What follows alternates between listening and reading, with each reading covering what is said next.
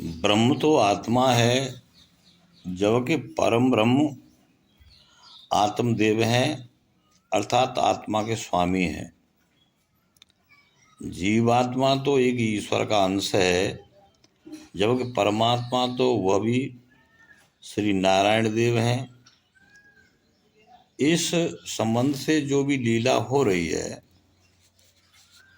वह सब नर नारायण की लीला का बखान चल रहा है। नर ही नारायण है और नारायण ही नर है, अर्थात जीवात्मा ही आत्मा है और आत्मा ही परमात्मा है। जब तक देह का संबंध है तब तक यह जीवात्मा है, स्वयं नर रूप है।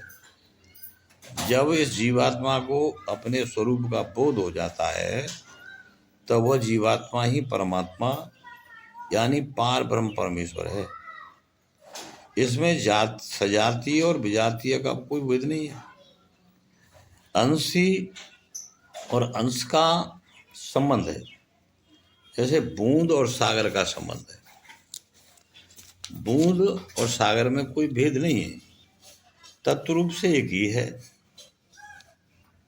जब बूंद सागर में गिर जाती है तो फिर वो बूंद बूंद न रह करके सागर बन जाती है। ऐसे ही आत्मा जब अपने बोध स्वरूप में आ जाती है तो स्वयं एक विराट स्वरूप ईश्वर का रूप ले लेती है।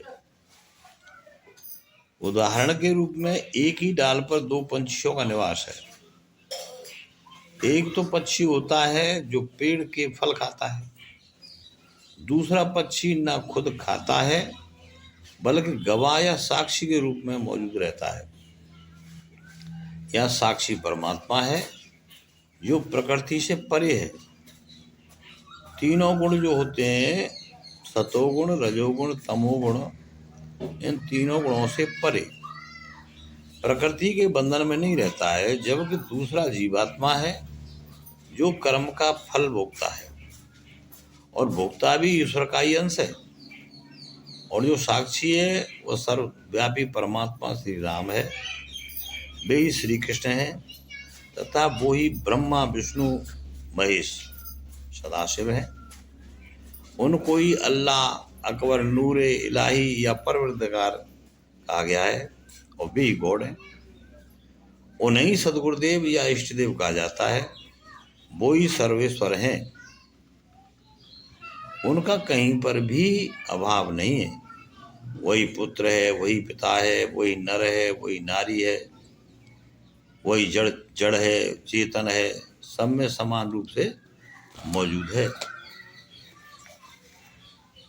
तो ईश्वर की बड़ी अद्भुत लीला है, इसको समझना बड़ा मुश्किल है, ऐसे संभव है। और जो जान लेता है फिर वो बता नहीं पाता है।